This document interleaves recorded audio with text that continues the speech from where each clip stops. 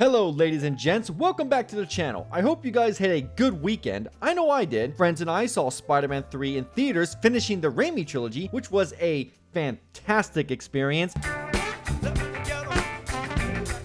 And it really shows how crazy it is that no other Spider-Man movies were made. Yep, absolutely insane. But not as insane as today's news, so let's just get right into that, shall we? This is where the fun begins. Square Enix. You all know them: Final Fantasy, Dragon Quest, Tomb Raider reboot, Deus Ex, etc. Well, it turns out they're having a bit of trouble. And I mean, let's be frank, Square Enix isn't exactly new to trouble. After all, there was the Mankind Divided microtransactions fiasco, Marvel's Avengers, etc. But this is something new. So, what exactly am I talking about? Well, today, Square Enix posted a report on their fiscal year that recently ended back in March that details expectations to have, quote, extraordinary losses totaling to about 22.1 billion yen, which is roughly equivalent to $140 million USD, due to the company voting to revise their approach to game development, being more selective with high-definition games and more focused in regards to the allocation of resources, bringing forth the cancellation of many games that were currently greenlit and in development, one of them rumored to be Dragon Quest XII, while worth mentioning, should be taken with a massive grain of salt, as this is pure speculation and rumors at the moment. Now, this is a big deal, but also not surprising in the least. For years, everyone was telling them, hey, maybe locking some of your biggest IPs to one platform that you know would sell like hotcakes everywhere isn't exactly the smartest idea. In fact, it may hurt you in the long run. There's a reason companies like Microsoft and Sony have started releasing their games on other platforms like PC in recent years, because as development costs raise, so too must your revenue.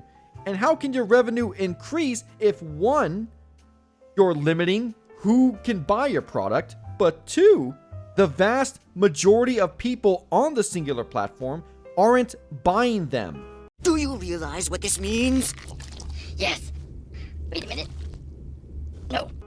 After all, if you keep funding failure after failure after failure, eventually you have to look at your development pipeline and think, maybe we should do something about this, which thankfully seems to be what this news entails. But let's take a look at how they ended up reaching this point, because I think it's interesting to say the least. Just talking about Final Fantasy, Square Enix was used to selling a certain amount on a single platform. Final Fantasy XV, I believe, sold about 5 million copies on its release, reaching up to 10 million as of May of 2022. Final Fantasy VII Remake sold 3.5 million copies in 3 days, reaching 7 million by September of last year. Final Fantasy XVI sold around 3 million copies in a week, and while back then Square Enix said the game met sales expectations, it was reported by Paul Tassi over at Forbes that while net sales increased, operating profit dropped 79%. And now with Rebirth, there are reports that sales for that is underwhelming. But without hard sales numbers, it's hard to pinpoint exactly how underwhelming. Are you guys seeing a pattern here?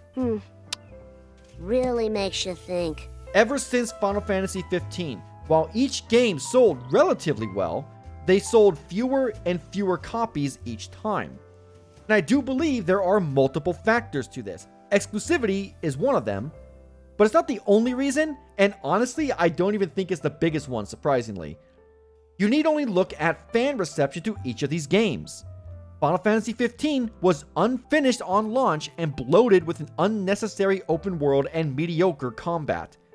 Final Fantasy VII Remake literally tricked people into thinking it was a faithful remake and not a pseudo-sequel to the original, which pissed a lot of people off, which more than likely contributed to less people wanting to play Rebirth. Not just because Rebirth is the second game in a trilogy, but because now people know it's not a one-to-one adaptation. These people aren't buying it, and they probably made up a good amount of those who bought Remake. Stings, doesn't it? And then with 16, the series went full action, throwing the series' RPG aspects to the wayside, when people have been screaming for a classic turn-based Final Fantasy for over 20 years and ATB for almost 15. Now, me personally, I saw the shift to action coming a mile away ever since 13's subsequent sequels. And hell, 7's ATB system was a huge departure from the first 6 games' classic turn-based system.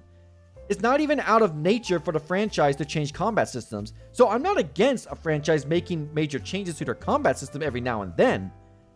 That being said, it doesn't help when the last non-action Final Fantasy was 13. And by not at least alternating between these combat systems per game, you are alienating a portion of your fan base to garner wider appeal, except it's not exactly working in your favor. By far, their biggest moneymaker, and one of my favorite MMOs, is Final Fantasy XIV. That game is more than likely the biggest source of revenue and income for them. And what do they do with the money that game generates? Do they put it back towards 14, maybe fixing how annoying Mog Station is to traverse, ensure the expansions get more funding? No, what they do is fund and release garbage like Balan Wonderworld, Babylon's Fall, Left Alive, Marvel's Avengers, Forspoken, The Quiet Man. That's right, Square Enix helped make the fucking Quiet Man. And who can forget the most recent Foam Stars. I'm gonna put some dirt in your eye. And if you got a keen ear and eye, you may have noticed, hey wait, half of these are failed attempts at live service games, and you'd be right. Because Square Enix wants that sweet, sweet gas money, failing to realize they already have one, and it's called Final Fantasy XIV. And this is not even getting into how they treated games like Tomb Raider and Deus Ex. While Tomb Raider was a relatively successful reboot, each subsequent release just didn't do as well as the prior game. Hey, remember how they got a year exclusivity deal with Xbox for Rise of the Tomb Raider and how that hurt sales? Apparently they forgot because now it's happening all over again with Final Fantasy. Hey, remember how they canceled the third Deus Ex games for Marvel's Avengers because Mankind Divided failed to impress? I wonder if that had anything to do with the microtransaction fiasco regarding its extra mode. Every single time Square Enix seems to have found what makes people happy, they end up stomping on that goodwill, and now it's catching up to them. If you're going to make your games exclusive, maybe cater towards your fans? If you're going to release on PC, don't lock it to a storefront that has been proven time and time again. The games there end up selling significantly more on Steam than their entire exclusivity span on Epic. And probably the most important thing, stop funding garbage live service games. You already have Final Fantasy XIV, stick with that. With this major change in the development structure, one can hope that this means the games canceled were more than likely games similar to their failed gas games like Babylon's Fall and Foam Stars. And honestly, it's good they're looking to give more careful consideration when it comes to greenlighting projects. It's just frustrating it took this long for them to realize. So that's going to be it for today's video. What do you guys think? Do you think this change in development funding and structure will result in better games from Square Enix? Or do you think they'll fall back into their bad habits before long? Also, a quick last minute note, the studio known as Creative Business Unit 3 within Square Enix has been renamed to Creative Studio 3, and Yoshi P is now the Creative Studio 3 studio head instead of the Creative Business Unit 3 general manager. A small update, but worth putting here. Anyways, if you enjoyed the video, like, comment, and subscribe if you feel so inclined. As always, to stay up to date on all things crab, you can follow me on Twitter via the link in the description below.